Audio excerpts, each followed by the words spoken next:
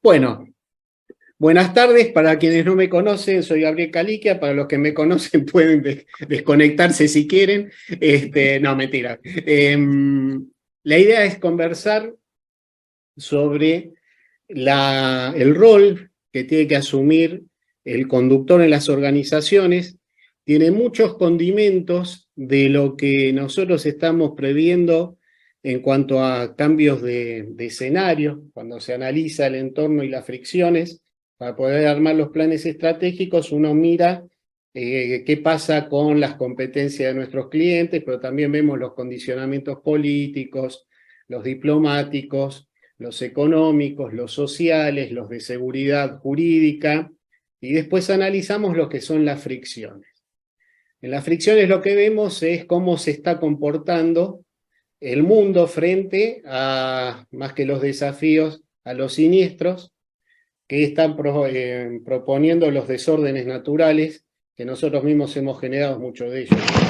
Entonces, hay mucha, ¿cómo decirlo?, mucha inquietud por parte de la comunidad empresaria, las grandes compañías de seguro, que son los grandes formadores de opinión con vistas al futuro y que nos permiten a nosotros proyectar en cuanto a lo que ellos ven dentro de lo que es la aldea global como riesgos inmediatos.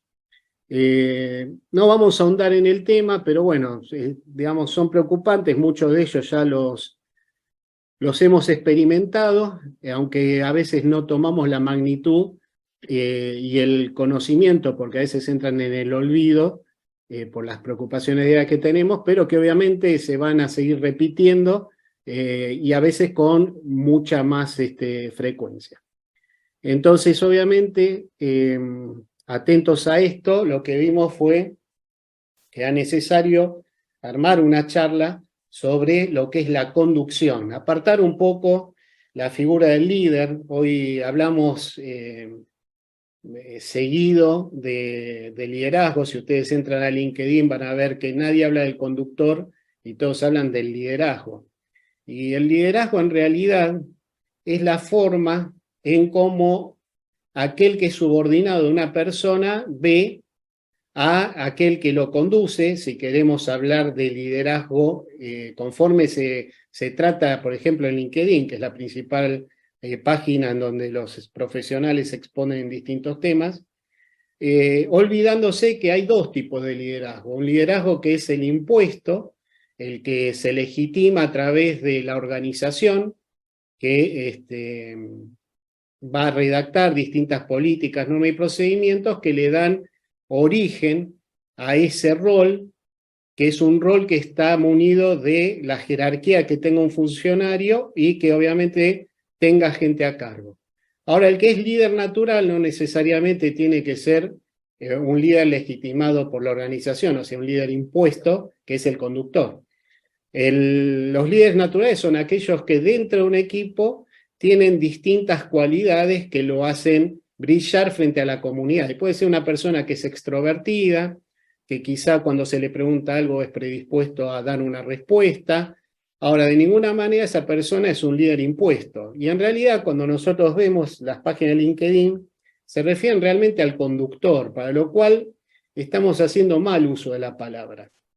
Ustedes dirán, bueno, pues este tipo qué fino que es, pero ¿por qué no dejamos las cosas como están? Y la verdad que no es bueno dejar las cosas como están, porque cuando hablamos de planeamiento estratégico, cada palabra tiene un peso. El verdadero poder que existe para el planeamiento estratégico está en la palabra. Después el resto es responsabilidad, ¿sí? Si el poder lo aplicamos en otros términos, generalmente o corrompe o termina, en el caso de los gobiernos, de una manera tiránica. Aquello que empieza como un romance termina con la destrucción de una comunidad. Y también tiene que ver con conducción eso. Bueno, más o menos con esto les di un pantallazo de lo que vamos a estar viendo. Es un tema más que interesante de ver, quizá no tanto de escuchar de mi palabra, pero por lo menos ténganlo presente porque en algún momento yo estimo vamos a estar hablando en iguales términos, ¿sí? Bueno, ahí vamos. Entonces lo que vamos a ver es conducción y liderazgo en entornos turbulentos. En esos entornos turbulentos van a ver que nosotros le damos cabida, en todo caso, si queremos de alguna manera desmembrar el concepto de conductor para pasarlo a algo que suene un poco más amigable, van a ver que nosotros le damos origen a un formato, a un rol que denominamos administrador de voluntades. ¿Sí? ¿Por qué? Porque en definitiva, cuando hablamos de conducción, de alguna manera es lo que define, aparte de lo que es la administración. Entonces fíjense que la administración, cuando uno la define, no la define como el estudio de las conductas, sí, el avance de las prácticas de liderazgo, sino de las prácticas de conducción. Así que mal estaría hablando de liderazgo si no me ocupo primero de esto, que es realmente lo importante para la administración. Vamos a empezar por algunos conceptos antes de nutrirnos de lo que es el conductor. Como les decía, cuando buscamos hacer este tipo de charlas que parecerían en desuso, porque ya insisto, hablamos más de liderazgo que de conducción, sobreviene básicamente por cómo nosotros alcanzamos a definir lo que es una organización con vistas al futuro.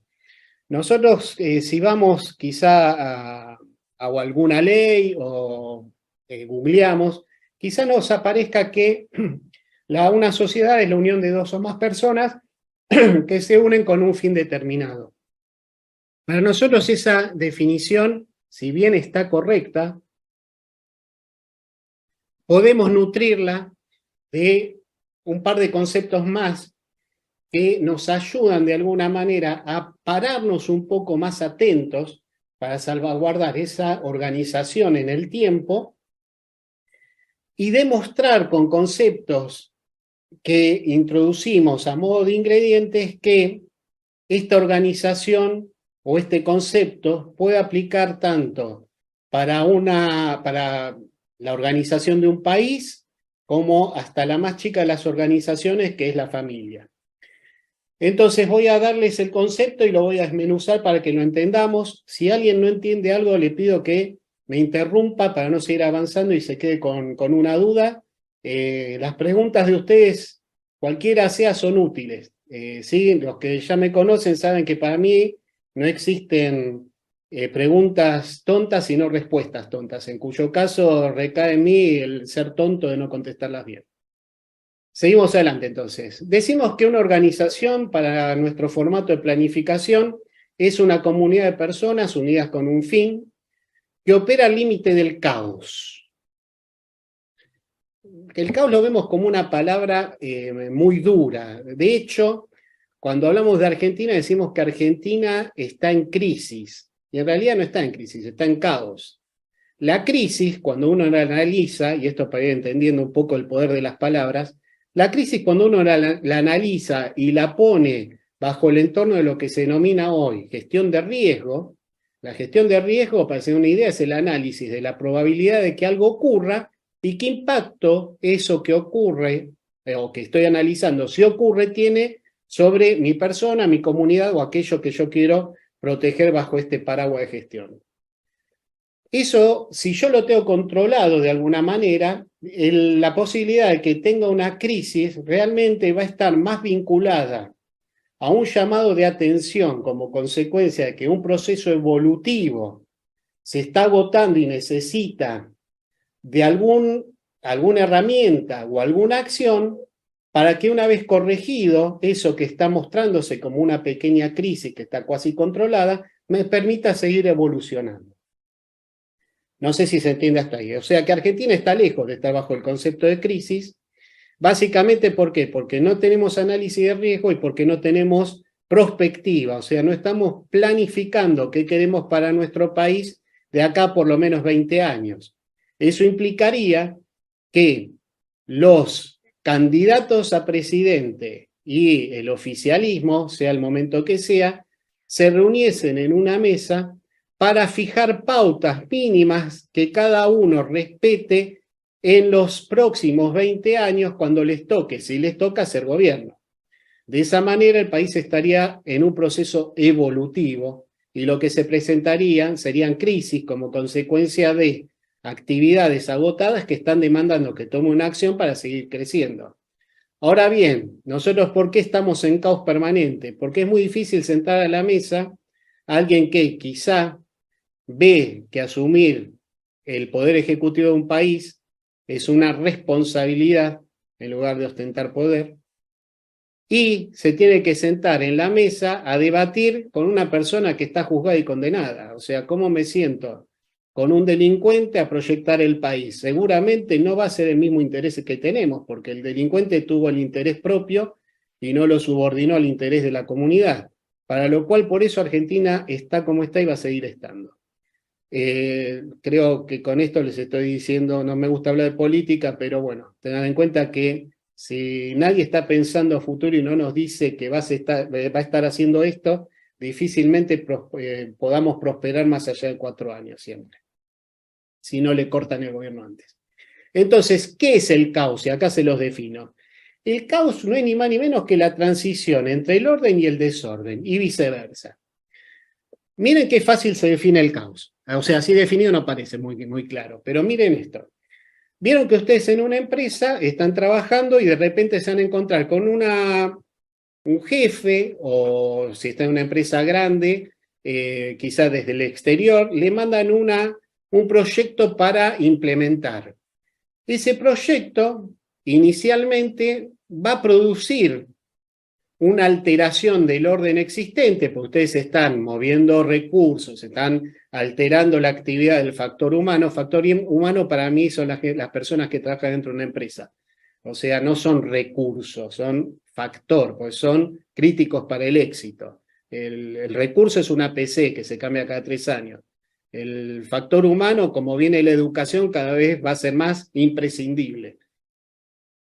Bueno, ¿qué hace entonces ese nuevo proyecto que se tiene que implementar para que la empresa siga creciendo o evolucionando? Obviamente va a producir un desorden. Cuando produce desorden, genera cierta inestabilidad. Esa inestabilidad se denomina caos. Si yo detecto ese desorden, o sea, ese caos, no me tengo que asustar. ¿Por qué? Porque ese espacio, o ese momento, mejor dicho, de caos que estamos atravesando es temporal. Cuanto más ordenados estemos, cuando yo tengo un desorden, voy a tratar de interpretar ese desorden y a escribir las nuevas reglas de juego, ¿sí?, producto de la implementación de ese cambio. Cuando yo cambié mis procedimientos hacia esa nueva perspectiva que me está dando ese proyecto, estoy volviendo a orden. Ahora es un orden distinto al que tenía.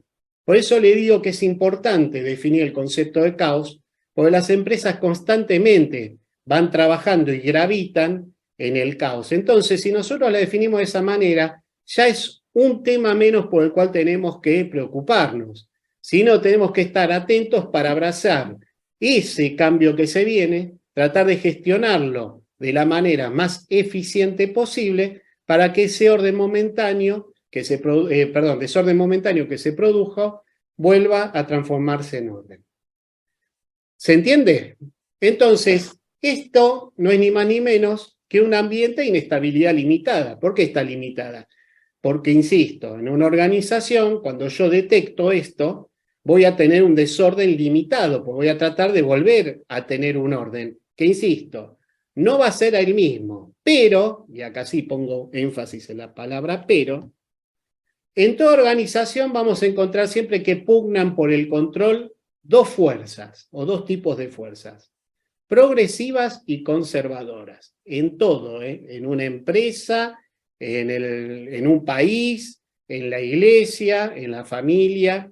¿Y esto por qué se da? Se da como consecuencia precisamente de ese orden que se altera por ese proyecto, ese cambio, ese razonamiento nuevo, esos nuevos condimentos, esos nuevos paradigmas, esas nuevas fuerzas de pensamiento que vienen de las nuevas generaciones, Con esto traté de ser lo más amplio posible para que vean que tiene aplicación en todos lados. Y obviamente en los niveles de poder van a encontrar fuerzas progresivas, o que se denominan progresivas, que no lo son en realidad, y conservadoras. Entonces, los progresistas o los progresivos lo que van a apuntar es siempre a ser proactivos cuando haya un desorden, cuando haya un proyecto. O sea, se van a acelerar y van a participar activamente. ¿Para qué? Para introducir estos cambios, por eso son progresivos, y obviamente lo que van a estar generando es este desorden. ¿Y a quién le va a picar ese desorden? Y obviamente a los conservadores. Entonces, vamos con el concepto de vuelta. ¿Entendieron todos? Si alguien no entendió, me dice que vuelvo a explicarlo, ¿eh? Qué bueno esto de que tengan los micrófonos apagados, ¿eh? Porque no me enteré si les gustó o no les gustó, pero no importa. Entonces, una organización es una comunidad de personas unidas con un fin que opera en el límite del caos, es un espacio de transición entre el orden y el desorden, producto de la necesidad de cambio, es un ambiente de inestabilidad limitada donde pugnan por el Mira, control es fuerzas una charla progresivas y sobre conservadoras. liderazgo y ser como ser jefe y todo eso. Un día seré mi propia jefa, en otra vida. ¿Hola? 150, 20 pesos sale cada alfajor. Sí, claro. La mitad de nosotros siempre vamos a hacer cosas. Bien. El nuestro siempre son cosas. Ahí tenemos una persona con un iPhone, si puede silenciar el micrófono. Porque sí, Bien. es una forma. Ahora bien, ¿qué pasa con los conductores mirando a futuro? Y ponemos ahí en juego una regla más, que es el planeamiento estratégico, que es la herramienta que más utilizamos nosotros. Perdón, voy a interrumpir un segundito para ver quién es.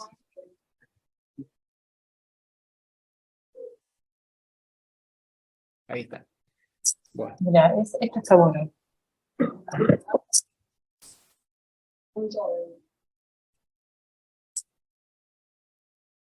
Ahí está. Bueno, ¿me están escuchando? Sí. Entonces, ¿qué pasa con el planeamiento estratégico de caras mirando al futuro? Si yo estoy produciendo un cambio cuando estoy hablando de conductores, también tiene que ver, más allá de cómo estamos definiendo a futuro las organizaciones, con lo que pensamos que va a pasar con el planeamiento estratégico. Entonces definimos por ahora el planeamiento estratégico como una herramienta que, si nosotros la instrumentamos de manera adecuada, va a permitir ver el lado positivo de un fracaso inevitable en algún punto.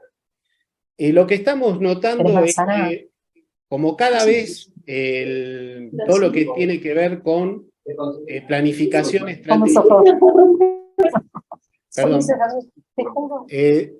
Discúlpeme, hay alguien que está con el micrófono habilitado desde un iPhone. Si lo puedes habilitar, me hace el favor, por favor. Gracias. Entonces, lo que estamos diciendo es la línea del planeamiento estratégico se está volviendo cada vez más ambigua y compleja para manejar en el futuro. Si tomamos algunas variables, nos vamos a dar cuenta que estamos tratando de poner proyección en muchos puntos para tener un futuro seguro, y ese futuro lo vamos a ver cada vez más incierto cuando busque esos puntos para analizar y tratar de bajar la incertidumbre. Esto se debe porque al final de camino nosotros estamos viendo que hay determinados aspectos que se van a estar dando que no son gobernables. Un ejemplo de eso lo vamos a estar viendo en otra charla, la idea no es profundizar en esto, pero un ejemplo de esto es, de acá al 2030 se prevé que las aguas oceánicas van a estar creciendo en su nivel. Entre ese tipo de eventos y algún tsunami que se dispare, vamos a tener cerca del 50% de la población mundial sumergida en el agua. Esto obviamente uno lo da como una visibilidad. Ahora, a partir de ahí, ¿qué sobreviene? Y sobreviene las crisis de migración, las crisis del agua y la crisis de alimento. Entonces, Obviamente lo que vamos a estar buscando siempre es el punto positivo de un fracaso inevitable. ¿Por qué? Porque si nadie está tomando acción hoy para evitar esto en el 2030, seguramente vamos a terminar en ese camino. Bien.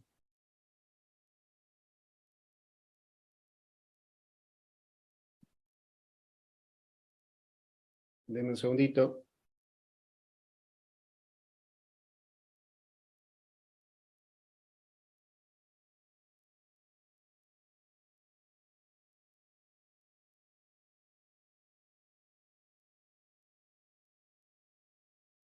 Silenciar, listo, ahí está.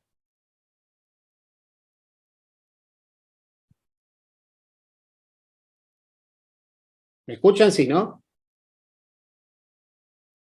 Bien. Bueno, vamos a ver lo que es el mando. El mando es la facultad que permite a una persona ejercer autoridad sobre otros sobre la base de determinados procesos, normas y procedimientos. O sea que el mando no es ni más ni menos que la facultad que una organización, cualquiera sea, le transfiere a una persona, obviamente en el caso del poder ejecutivo de un país, en este caso sería la población, ¿no? A través del voto. Ejercer, le permite a través de distintas normas y procedimientos, vamos a una organización de vuelta, armar su organigrama y después sus descripciones de puestos para que a través de la descripción de puestos las personas asuman un rol. En algunos casos, aquellos que tengan gente a cargo van a tener un rol que es el rol de conducirlos. Esa facultad se denomina mando. Ahora, ¿qué pasa con el conductor? El conductor, como premisa a la hora de evaluar al candidato para ocupar un puesto que tenga esa facultad, tiene que ser confiable, creíble y capaz de transmitir certidumbre. Si no cumple con esos tres requisitos, ni siquiera nos pongamos a evaluar a la persona a través de entrevistas o sucesivas entrevistas, porque por esto en la primera entrevista tendría que ser capaz de detectarlo. Entonces, viendo un poco a futuro cómo se presentan todas las variables o algunas de las pocas variables que le dije hasta ahora, de cómo estamos viendo la visibilidad hacia el futuro, el conductor es una persona que tiene que tener estos tres requisitos que realmente son históricos, pero ahora se agudizan mucho más. Entonces, dejemos que el mercado llame conductor al líder y al conductor no lo llame digamos, no le den el peso que tiene, pero sí es importante que si se trata de un líder también tiene que reunir estos requisitos. Sobre todo, tiene que ser capaz de transmitir certidumbre, más que nada con los años que se vienen. ¿Y qué es el don de mando? Porque si a un conductor yo le doy el mando, ese mando es un don, es algo que lo hace relevante respecto de la comunidad sobre la cual él tiene la responsabilidad de tomar decisiones. Y dicen que es el arte de persuadir y disuadir a un grupo de personas de tal manera que se obtenga de ellos obediencia, confianza, respeto, cooperación, de manera leal y en forma voluntaria para el cumplimiento de la misión. Y a eso rayé misión que también me voy a tener después a darle un concepto. Nosotros vemos el arte de persuadir y disuadir como algo duro. Cuando nosotros esto lo decimos y lo transmitimos a una persona que es, no sé, un millennial, un alfa, nos mira medio como diciendo, y este es medio gorra. Y en realidad no, son dos conceptos que tienen su peso, y ahora lo vamos a estar viendo, y nos permite de alguna manera ayudar a la persona a minimizar el estrés en el tiempo. Inicialmente puede ser que tome un poco de estrés, de distrés, que es el estrés negativo, y después van a ver que en el tiempo se corrige más rápidamente que si voy por un camino blando. Y el cumplimiento de la misión, acá hago una distinción. ¿Por qué? Porque cuando hablamos de planeamiento estratégico en el ámbito privado, hemos copiado mal el modelo de planeamiento estratégico militar y ponemos a la misión después de la visión, y en algunos libros lo he visto al revés encima, la misión por encima de la visión, Y en realidad la misión en el ámbito militar es el objetivo, o sea, estamos mezclando conceptos. Entonces, en los modelos de planeamiento estratégico, después la visión debería venir el acuerdo de voluntades, que se alinea inclusive con los conceptos de ISO 9000, de tratar de esbozar en el ámbito estratégico una política de calidad, ¿no? Entonces, de esa manera vivirían en armonía el plan estratégico que es requerido por ISO 9000 versión 2015 con el modelo de planeamiento. Bueno, ¿qué es la disuasión? La disuasión es convencer con argumentos o con la fuerza de los hechos, no con la fuerza física, con la fuerza de los hechos, o sea, con información veraz. La información veraz es verdad absoluta a través de evidencias. ¿Se entiende, no? Verdad absoluta a través de evidencias. ¿Qué quiere decir esto? Generalmente, la historia dicen que la escriben las que ganan, ¿no? Los que ganan. ¿Eso qué quiere decir? Que seguramente existe otra historia. Entonces, en estrategia, cuando no hay veracidad en la información, y por eso hay tanto estudio y tanto análisis de prospectiva, decimos que la verdad a medias también es mentira. Entonces nos fuerza esto a explorar. ¿Y esto sobre qué le aplicamos? Sobre una persona o una comunidad para que cambie su manera de actuar, de pensar o de sentir a veces. ¿Sí? Porque por esto obviamente es nocivo para la comunidad. ¿Y la persuasión qué es? Bueno, obviamente es conseguir con la razón que nos dan los argumentos que una persona cambie en la manera de pensar o en su modo de actuar de una forma determinada. ¿Y esto qué es? Esto siempre es articulado a través de la voluntad. Nunca va a tratar de persuadirse o disuadirse a una persona a través de la fuerza. ¿Sí? Siempre debe ser este convencimiento de aquel al que estoy tratando de persuadir o disuadir, tiene que ser un convencimiento voluntario. ¿Y esto por qué? Porque fíjense que a lo largo del tiempo, cuando nosotros queremos implementar un cambio, drástico o no, en cualquier tipo de organización, el ser humano tiende a caer inicialmente en un estado de parálisis, que ha choqueado. Ay, yo hacía esto de esta manera y me está transmitiendo otra cosa. Entonces medio como que me agarra parálisis.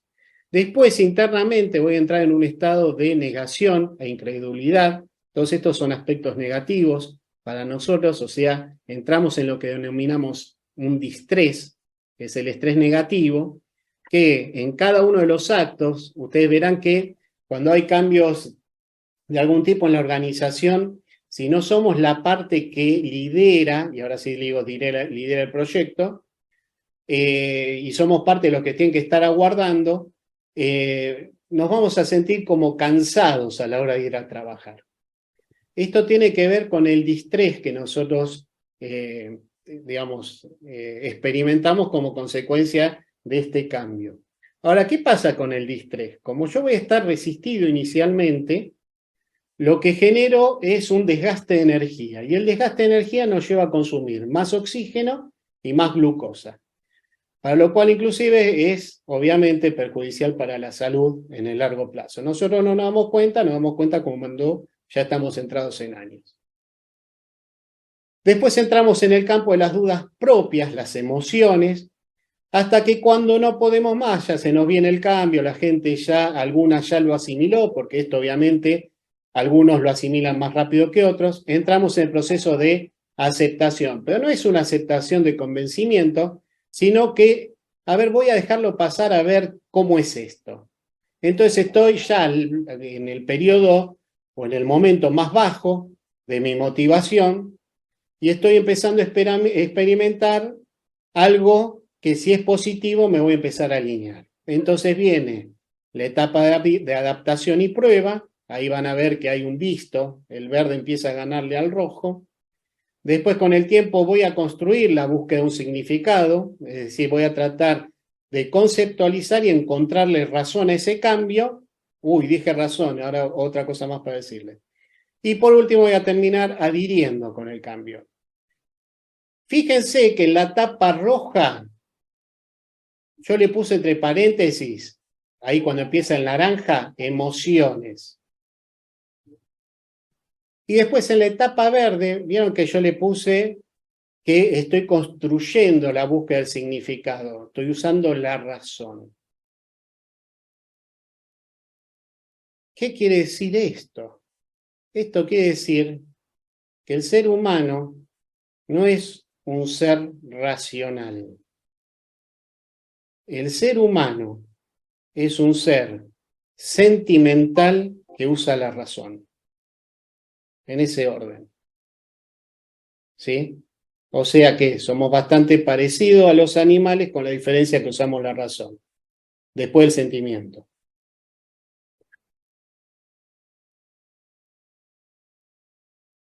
Vamos a hablar un poquito del conductor.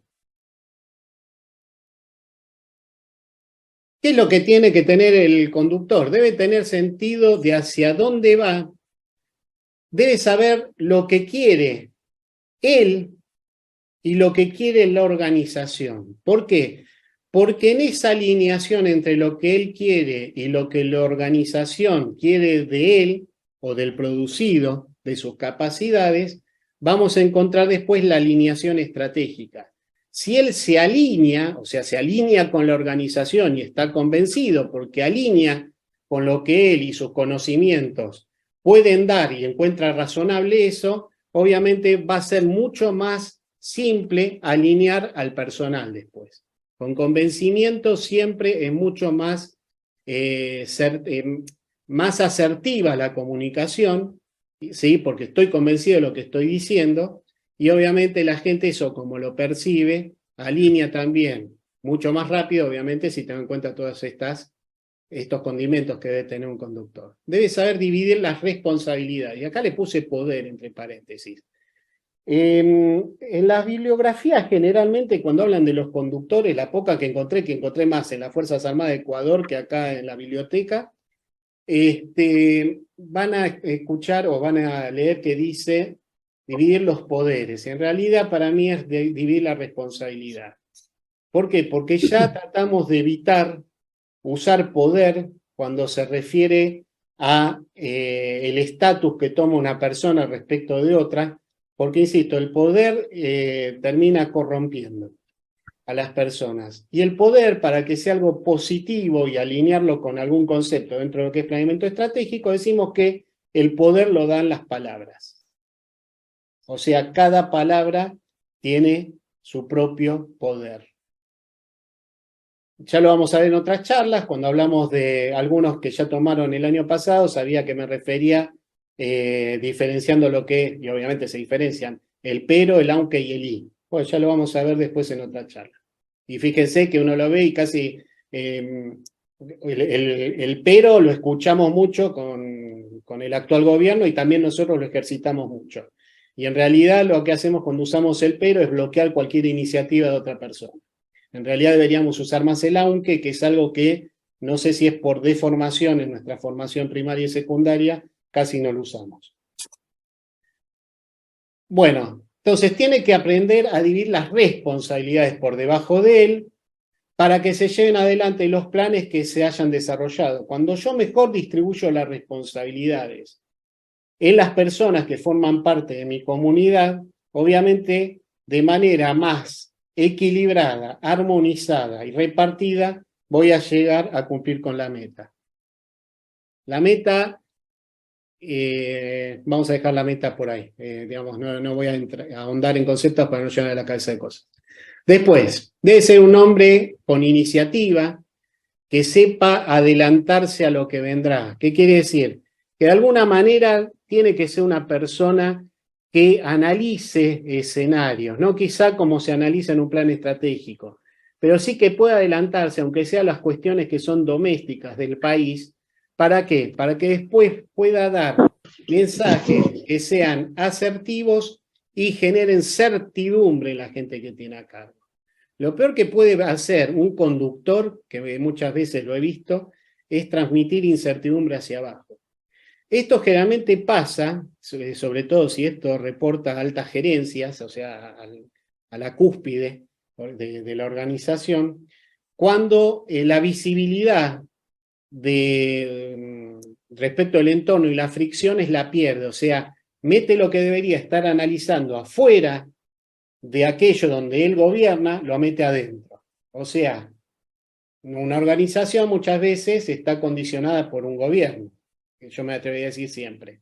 Ahora, si yo ese análisis lo tomo, hago un análisis de riesgo para bajar la incertidumbre y a partir de ahí genero hacia donde yo quiero ir, si yo esos pasos los respeté, es muy difícil que algo del entorno me impacte ahí adentro. ¿Por qué? Pues lo voy a estar controlando o tratando de controlar en otro ámbito. Generalmente cuando esto no ocurre, yo empiezo a hablar del tipo de cambio dentro de la organización, a quizá, no sé, a una persona que está en el área de, qué sé yo, de créditos y cobranza, y la persona empieza a tener miedo. ¿Por qué? Porque obviamente el personal tiene como referente al jefe, ¿sí?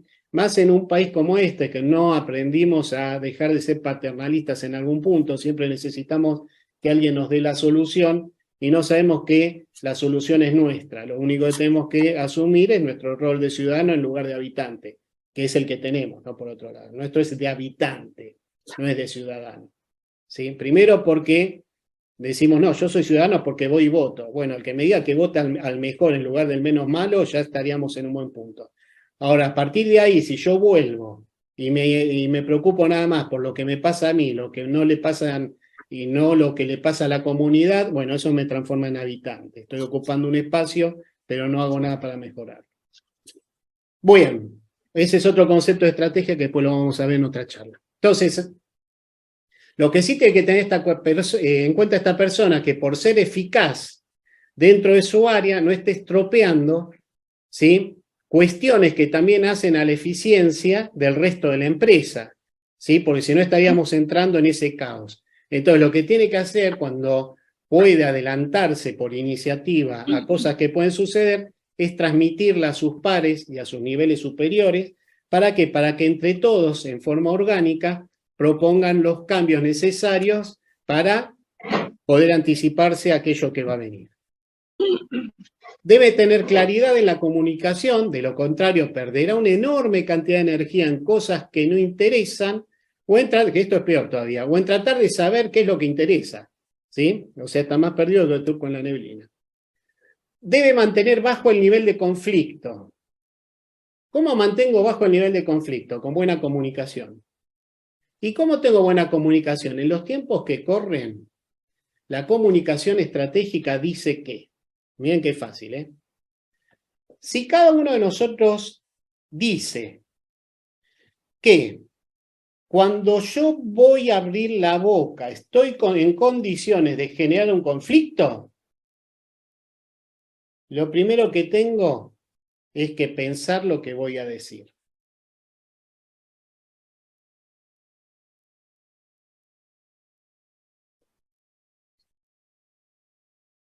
Bueno, ahora les voy a decir otra cosa. Vieron que le digo pensar lo que va a decir. Y miren cómo el planeamiento estratégico, nuestra metodología, ya cuando arrancamos hace 10 años, cada vez empieza a tener más fuerza conceptual.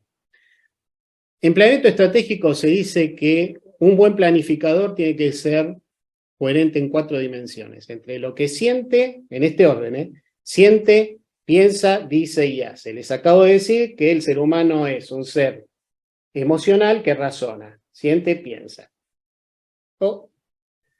Entonces, si en comunicación estratégica dice, antes de abrir la boca, pensá.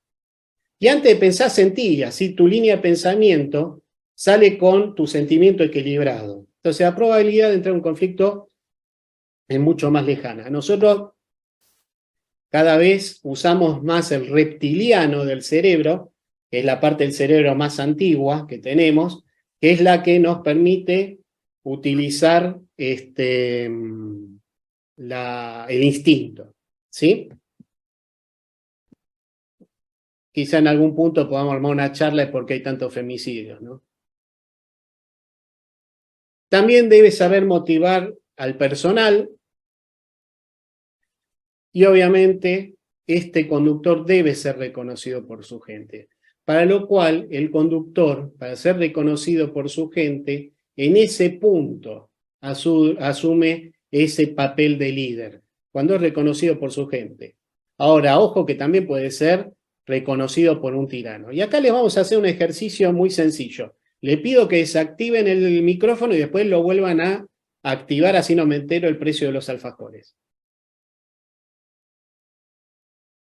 ¿Están listos? ¿Ustedes qué opinarían si yo les leo esto? Aprovechando la crisis económica mundial, tomó una serie de medidas productivas considerando el cambio favorable en la coyuntura económica internacional. O sea, como el mundo estaba hecho pelota, tomó buenas decisiones para sacar ventaja, lo cual es bueno, ¿no? Arbitró créditos para las regiones que acometiesen obras públicas y crearan empleo. Fomentó el desarrollo del ferrocarril. Mantuvo y protegió el sistema capitalista y con él la propiedad privada. Ni las grandes empresas ni la banca fueron nacionalizados. La tierra permaneció en manos de los grandes terratenientes y se incentivó la actividad agrícola y ganadera. En esa época hizo hincapié en el desarrollo de la industria pesada y química. No sé de qué está hablando, porque se cortó justo con... Puso en marcha un plan cuatrianual. Durante su gobierno hizo hincapié en el desarrollo de otras industrias en manos de grandes industriales. ¿Ustedes votarían a esta persona? Sí. ¿Con estos argumentos? Decime de quién estás hablando. No, yo te doy los argumentos, decime si lo votás. Lo voto según quien lo dice. Eso es cierto. Es un juego, tampoco vamos a entrar en detalle. No, bueno, Yo les voy a decir después quién es. Sí, lo voto. ¿Lo votan? Sí, Sí, sí. Bueno, ¿saben quién es? Cristina. Adolfo Hitler. Hitler. Entonces, fíjense, y esto tiene que ver con todo lo que les dije hasta acá, ¿no? La verdad a medias es mentira. ¿Qué quiere decir? Nosotros conocemos una parte de la verdad, ahora conocemos la otra parte de la verdad. Si yo le sesgo una, que fue la peor, o sea, no cabe duda que lo que hizo fue un desastre humanitario, pero si yo le sesgo esa parte y manejo bien la propaganda, ustedes me terminan votando. ¿A quién? A uno de los peores monstruos del siglo XX. Entonces, esto siempre ténganlo en cuenta. En planeamiento estratégico, la búsqueda de la verdad en un país como este es muy compleja porque vivimos con verdades a medias. Y desgraciadamente, en los últimos años la vienen escribiendo los que perdieron. Bien, seguimos con qué pasa con la persona que le está dando el mando, ¿no? Al conductor. Bueno, primero habrán notado que usamos el término eficiencia, eficacia, efectividad en algún punto. Para que sea una idea, como las áreas de calidad trabajan mucho sobre el concepto de eficiencia, se hace un berenjenal a la hora de poner a la eficacia en juego. Según la Real Academia Española es casi lo mismo, eficacia que efectividad.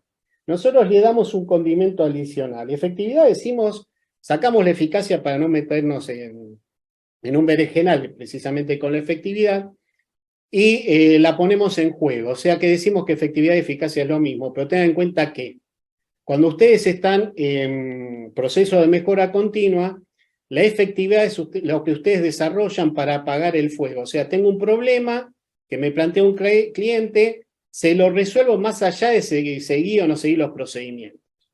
Entonces, si ustedes fueron efectivos, ustedes tienen que parar después. ¿Para qué? Para que eso que hicieron, si realmente es repetitivo, cambien después los procedimientos de trabajo.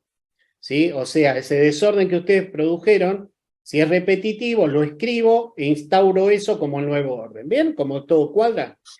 Ahora, ¿qué es la eficiencia? La eficiencia es que yo voy a hacer siempre el mejor uso de los recursos, de los métodos que yo tengo y del factor humano para lograr un objetivo. ¿Qué quiere decir?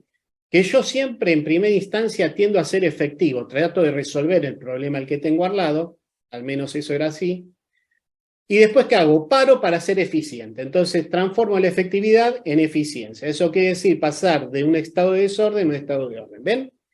Eso más que nada a nivel conceptual. Entonces, acá hay una grilla que habla sobre la eficiencia y la eficacia. Obviamente, les armé una matriz, que la vamos a ver ahora, que se los muestra de una manera un poco más sencilla. Miren, una persona es eficaz y eficiente cuando alcanza los objetivos y se optimiza el uso de los recursos y energía del factor humano. ¡Epa! Recursos y energía del factor humano. O sea, recursos por un lado, factor humano por el otro. Y ojo, miren lo que les estoy poniendo, energía. Uno de los aspectos que estamos previendo para el futuro, viendo las generaciones que se incorporan al trabajo, es que el conductor, bueno, ya esa atribución se la estamos dando nosotros al administrador de voluntades, el conductor tiene que poner énfasis en administrar la energía de su equipo por encima del tiempo. Y el tiempo hay que medirlo más que por el reloj, por la oportunidad, el ritmo y la duración. Después lo vamos a ver quizá en otra charla, esto con más detenimiento. Pero quédense con estos conceptitos. Uno es ineficaz y es eficiente cuando no se alcanzan los objetivos, pero no se desperdician recursos y energía del factor humano. Uno es altamente eficaz, pero es ineficiente cuando se alcanzan los objetivos, pero se desperdician recursos y energía del factor humano. Y uno es ineficaz e ineficiente cuando no se alcanzan los objetivos y se desperdiciaron recursos y energía del factor humano. Entonces, con este tipo de variables nosotros lo que podemos trazar es la forma en que podemos buscar de ser siempre eficientes y eficaces. Ahora tengan en cuenta esto, es imposible que en el tiempo me mantenga en ese estatus. Si nos pasa eso, el primer síntoma es que va a ser que nos llegamos al trabajo y tenemos una actividad administrativa, no levantamos la cola del sillón o de la silla, o del sillón ergonométrico. Entonces, si eso se produce es porque todo sigue igual, nada alteró el status quo, yo estoy en mi línea de confort. Entonces, eso no pasa en el tiempo, para lo cual en algún punto está jugando la eficacia con la eficiencia porque alguien alteró el orden. ¿Sí? Ven como siempre van a encontrar un síntoma que los va a llevar a moverse. Vamos a ver un poquito el concepto de donde mando, que es algo muy utilizado en las Fuerzas Armadas, pero también acá, la vez pasada me fui hasta un libro de la década del 50 para ver dónde diablo hablaba del dónde mando y lo encontré. O sea, en las antiguas gerencias de esa época. Se basa en el logro de la misión, preservando la dignidad del hombre. O sea, yo voy a lograr mi estrategia, si forma parte de un objetivo, o mi objetivo, si estoy a un nivel más alto dentro de la estructura, siempre y cuando, o sea, considerando la dignidad del equipo que yo tengo a cargo. De nada sirve cumplir con el objetivo si me llevé puesto a mi gente. ¿Sí? Ese es el don de mando. El conductor debe hacer un esfuerzo continuo para permanecer o mantener el balance apropiado en todo momento entre el logro de las metas de la organización y las necesidades de las metas de sus miembros. Esto hoy por hoy, y miren qué importante es tratar de hablar del don de mando. Si uno esto lo tuviese en cuenta, ya nos daríamos cuenta que estaremos fracasando de alguna manera como conductores, pero no producto de nuestro rol. Esto nos sirve para tratar de buscar algún tipo de herramienta o apoyo para ver de qué manera yo puedo sacar a mi personal de la línea de pobreza en muchos casos, y les voy a ser totalmente claro. Cuando una persona lo que gana no le alcanza para cubrir sus responsabilidades ante el fisco, más alimentarse adecuadamente y cubrir sus necesidades básicas, o sea, tiene sus necesidades básicas insatisfechos, no se habla en estrategia de pobres, se habla de esclavitud. ¿Por qué? Porque yo no soy libre de aquel esfuerzo que yo hice, tomarme, ¿sí?, la potestad de decidir comprarme un helado, ir al cine. Entonces estoy en un entorno de esclavitud. Entonces, cualquiera que diga que está en la línea de pobreza, piensen en lo que les digo, para darse cuenta que nosotros estamos avanzando para atrás. En líneas generales, en Argentina, en el año 1813 se abolió la esclavitud. Nosotros la trajimos de vuelta. Nosotros no, me refiero a toda la comunidad, no al gobierno solo. O sea, si el gobierno hace mal las cosas, no sé por qué tenemos que pagar 4 años. Eso no sé quién me lo podrá decir en algún momento, pero así se nos está yendo la vida. Bueno, después, el don de mando debe ser flexible en técnica y personal en su aplicación para motivar al subalterno, promover y mantener un alto estado de disciplina y efectividad. ¿Esto qué quiere decir? Siempre que nosotros vamos a encarar un trabajo, una tarea, una actividad, un conflicto, lo que sea que vayamos a encarar, siempre tenemos que ser duro con el problema que hay que tratar y blando con las personas, en todas las órbitas. Entonces, si ustedes esto lo tienen en cuenta ya desde que asumen el rol de jefe, ya se hubiesen evitado estudiar negociación por principios. ¿En dónde? El primero de los postulados de la negociación por principios versa sobre que las partes, si son buenos negociadores, tienen que ser duros con el problema y blandos con las personas. O sea, nos estaríamos ahorrando bastantes cosas de management acá. Los principios del don del mando. Obviamente tenemos que conocer nuestro trabajo, tenemos que conocernos a nosotros mismos para después poder tratar de buscar conocer a los demás, sobre todo a nuestra comunidad. Conozca al personal, pero para promover su bienestar. Fíjense que acá ya 2 veces que estamos hablando de bienestar y nosotros estamos en la base de la pirámide de Maslow, todos, porque es cubrir los aspectos de seguridad, y la segunda sería cubrir los aspectos fisiológicos, o sea que estamos entre la primera y segundo peldaño de la pirámide. O sea, ni siquiera estamos en lo que es reconocimiento social, en lo que es la autorrealización. O sea, estamos muy lejos de cualquier país desarrollado, muy lejos, pero a nivel social. Obviamente por las consecuencias económicas sobre todo, ¿no? Conozca su trabajo, dé el ejemplo en todo momento y en todo lugar, le agrego. Cerciórese que la tarea haya sido entendida, supervisada y cumplida.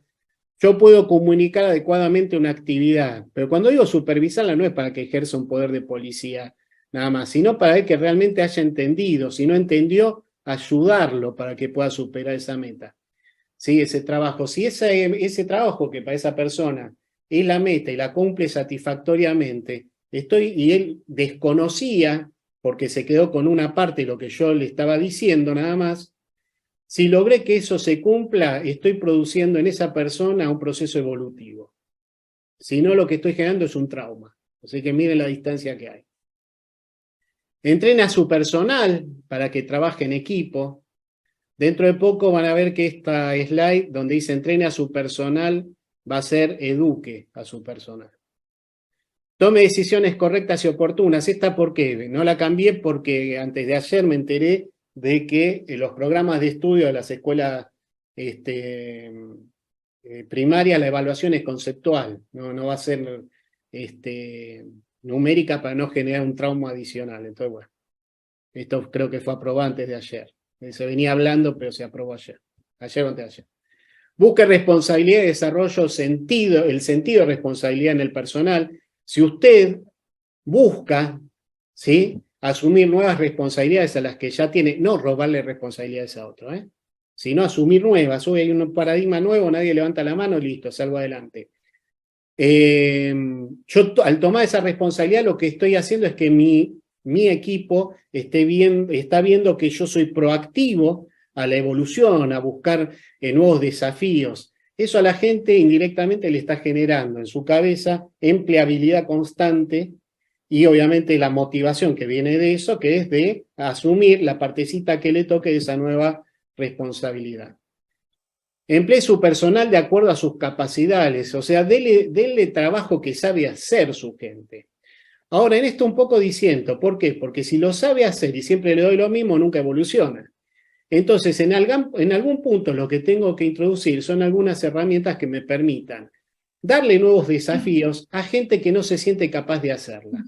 ¿Y de qué manera va a poder hacerla? Obviamente en la manera que yo pueda instruirlo y ayudarlo a que lo haga, para lo cual yo también soy un facilitador de ese proceso evolutivo. Si no, el proceso no se va a dar y el que se perjudica en última instancia también es uno. ¿Por qué? Pues en la mayoría de las empresas organizadas el personal evalúa a su jefe. Hay que responsabilizarse por las actividades que realiza nuestro equipo, sea firme pero justo, y con eso estaríamos definiendo lo que debe ser el don de mando. Ahora después encontré, porque sinceramente el don de mando, ¿cómo hago para calificarlo de alguna manera? Bueno, acá logramos encontrar una matriz que sinceramente lo saqué del Ejército de Ecuador, esto está en un libro, que habla sobre cómo el don de mando se da de una manera eficiente en función de si se está preocupando únicamente por el cumplimiento de los objetivos y deja de lado su vínculo con el personal, o tiene un alto acatamiento del don de mando, poniendo en igualdad de condiciones y en el más alto de los valores siempre al objetivo y a las personas por igual. Ahí nos vamos a encontrar en el óptimo de esa matriz, que sería el cuadrante superior derecho. El izquierdo lo que habla es que nosotros tenemos un alta, o estamos priorizando en gran medida al personal por encima de los objetivos. En 1-1 no estoy poniendo ninguna de las dos cosas en funcionamiento adecuadamente. El 1-9 le estoy dando mucha más preponderancia a la misión que al personal, y en el punto 5 estoy en un punto intermedio. Si estaría en un punto de mejora continua, el 5-5 me estaría marcando que estoy evolucionando favorablemente si estaba en el punto 1-1. Bueno, de acá en la próxima charla lo que vamos a tratar de armarles es una checklist para que podamos evaluar si la persona que está desempeñando un rol, después se la vamos a regalar, lo está desempeñando teniendo en cuenta esas variables, ¿no? La misión que tienen por delante versus el interés que despertamos por el equipo. Una nueva luz en el camino, el administrador de voluntades. ¿Qué es este engendro? Bueno, nació como consecuencia de algo que nos preocupó siempre y nos va a seguir preocupando siempre. Y que no sé si lo vamos a poder aportar algo para el cambio.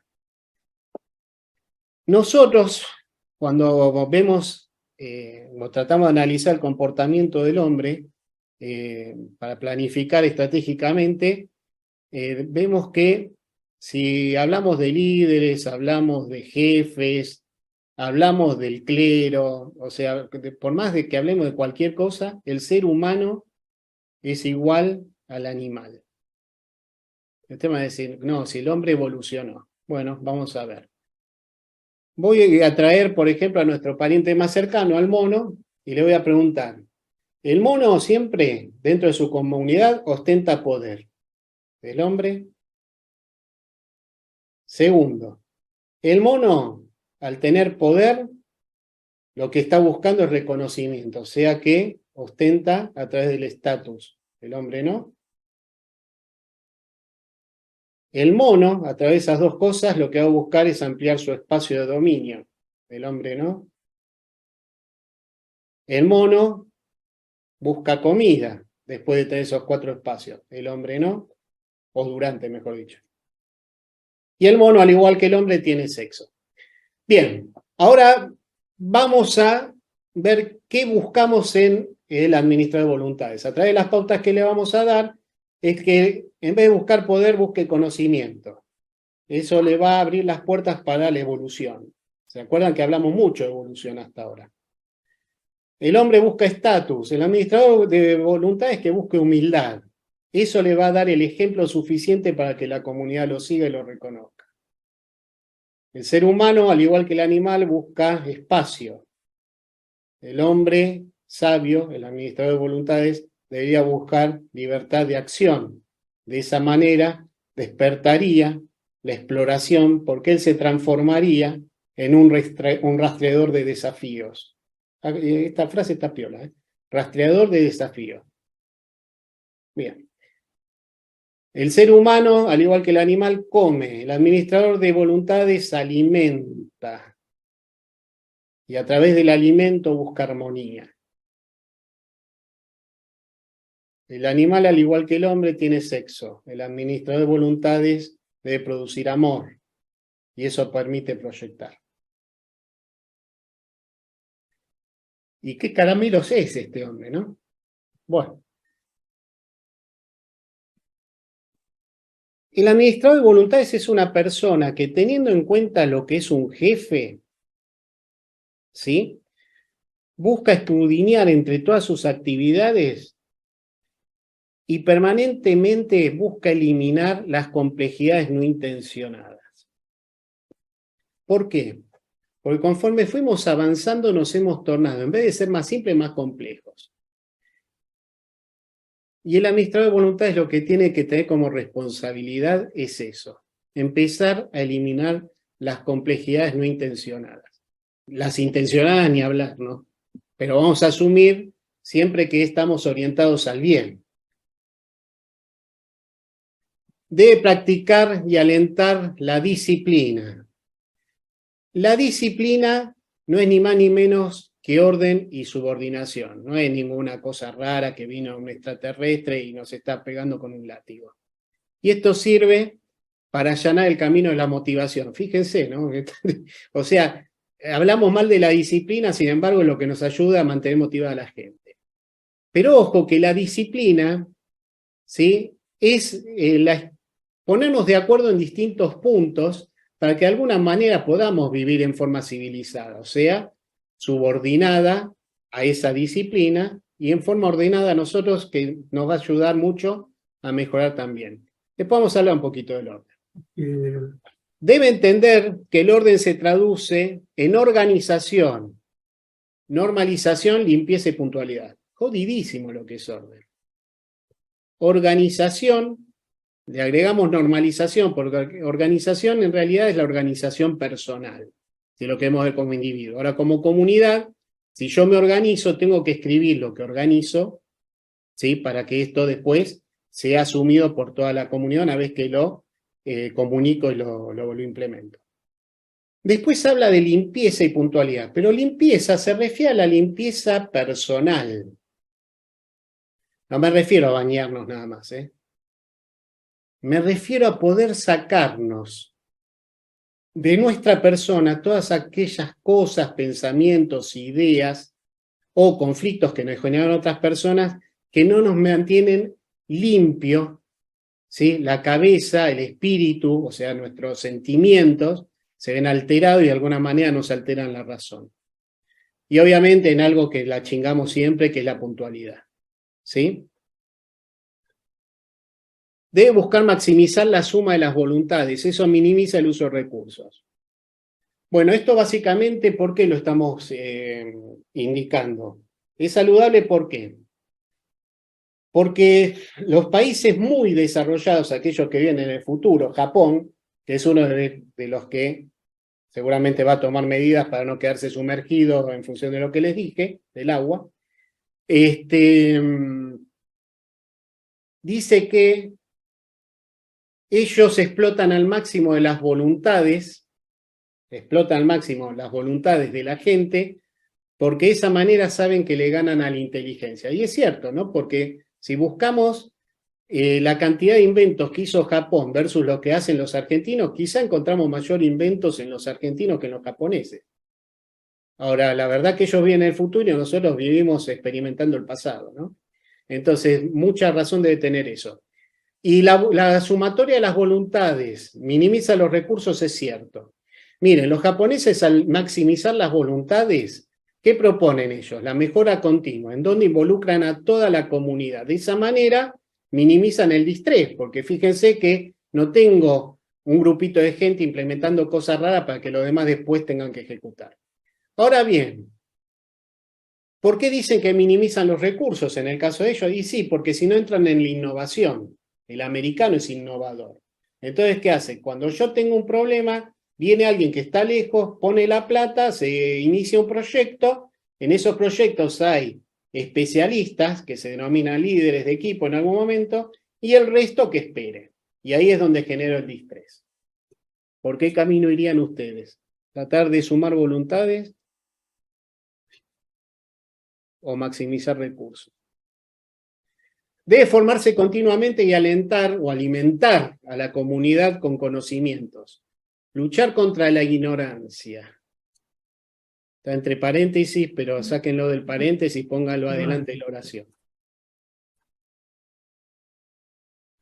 Debe madurar en soledad aquellas decisiones difíciles para transmitir certidumbre.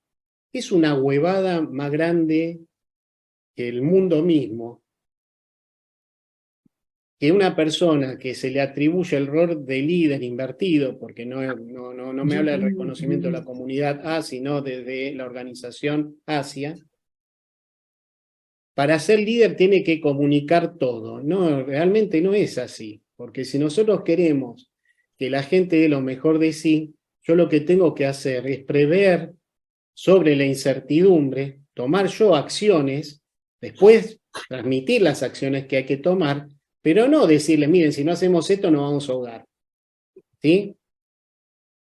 ¿Por qué? Porque de esa manera la gente va a ir con miedo, o sea, cambia la incertidumbre por certidumbre, pero le metí miedo en el medio.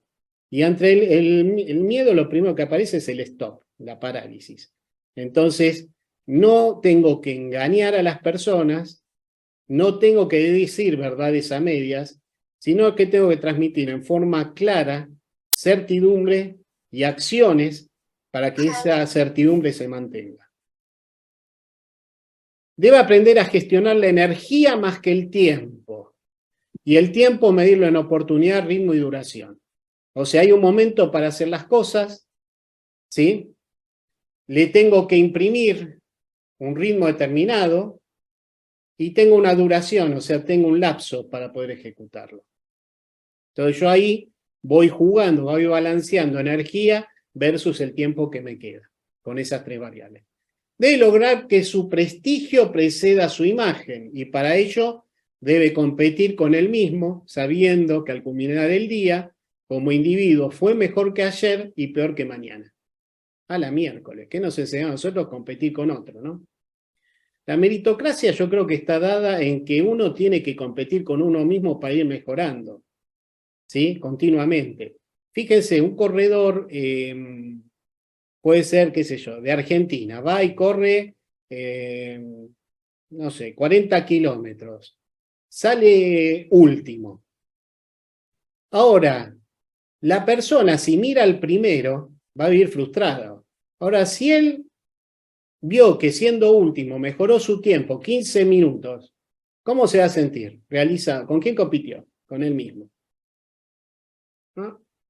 Entonces, tan loco no está, ¿no? Me parece que vamos a vivir menos desinflamado, por no decir otro término, si trabajamos de esta manera. Y debe alentar los cambios graduales para evitar los drásticos. Esto de la certidumbre, que les digo, si nosotros vamos adelantándonos, nos da el tiempo para ir cambiando gradualmente. Supónganse, viendo ese escenario funesto de las aguas invadiendo los pueblos costeros, si yo les digo a partir de ahora, mire, tenemos que ir armando diques o muros de contención para el agua, tiene que abarcar determinados kilómetros para evitar que en algún punto sea flexible a que ingrese el agua y chao, sonamos todos. ¿No es mejor esto que decir dentro de 30 años, che, ¿tienen bote? No, listo, nos vemos en el otro mundo? A nosotros nos pasó y nos pasa continuamente. Hubo un presidente A, o sea, presidenta, presidente, la presidente, que cuando hubo un incendio muy grande en el sur, dijo que está invirtiendo en 16 aviones hidrantes. Suerte con eso. Bueno.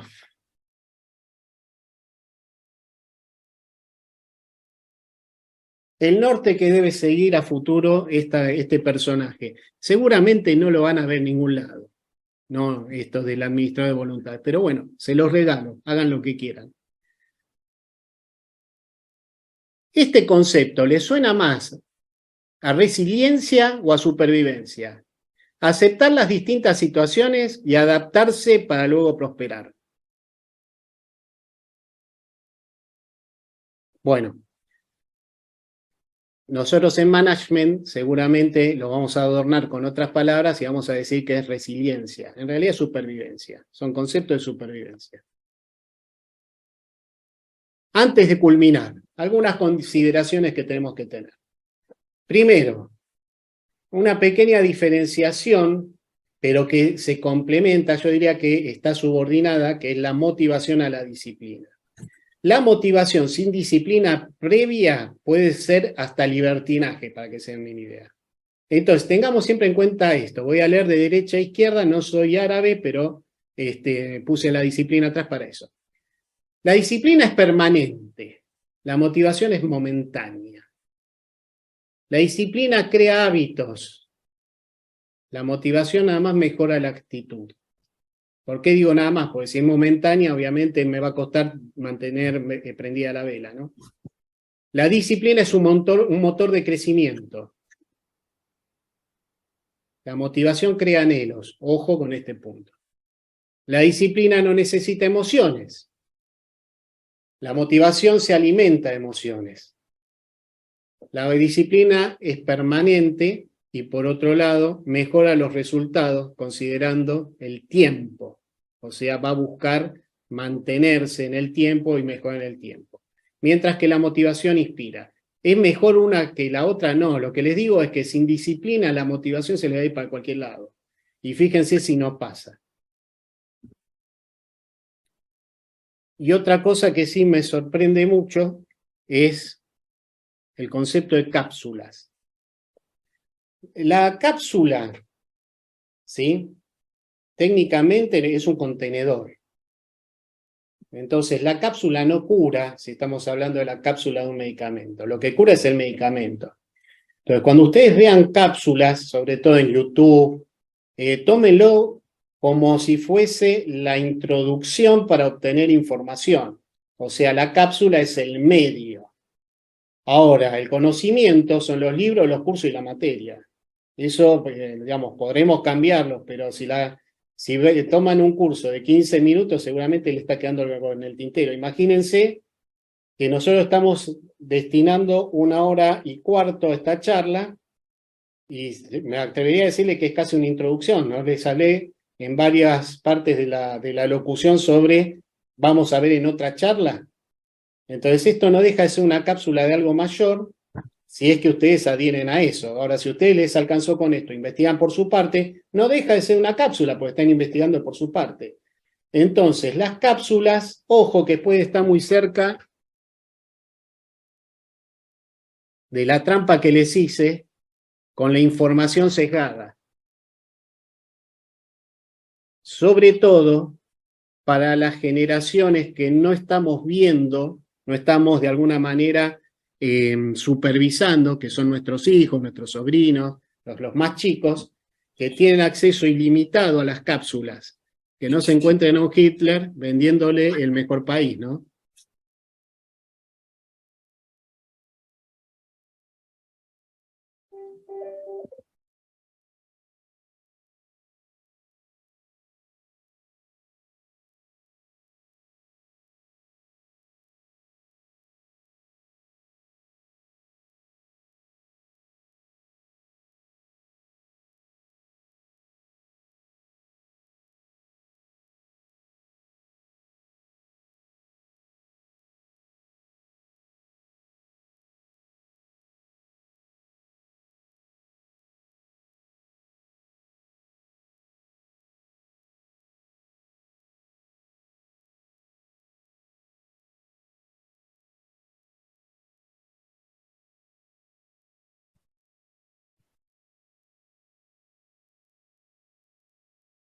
Bien. Momentos para las preguntas. Bueno, antes del momento, bueno, sí, liberen, dale, disparen y después quiero hacerles una reflexión al cierre. Hay un dicho hindú, para terminar, que dice: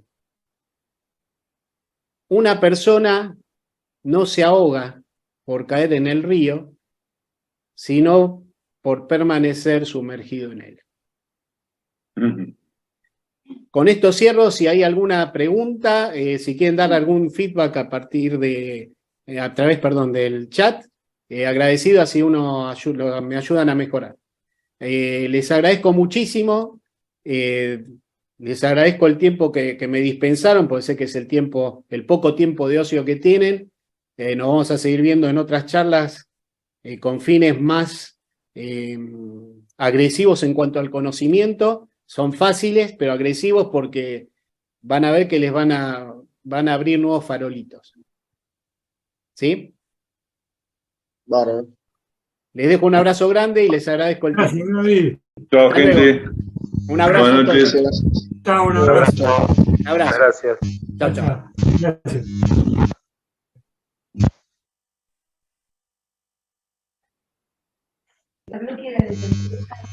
Claro, sí que adelgazó tanto.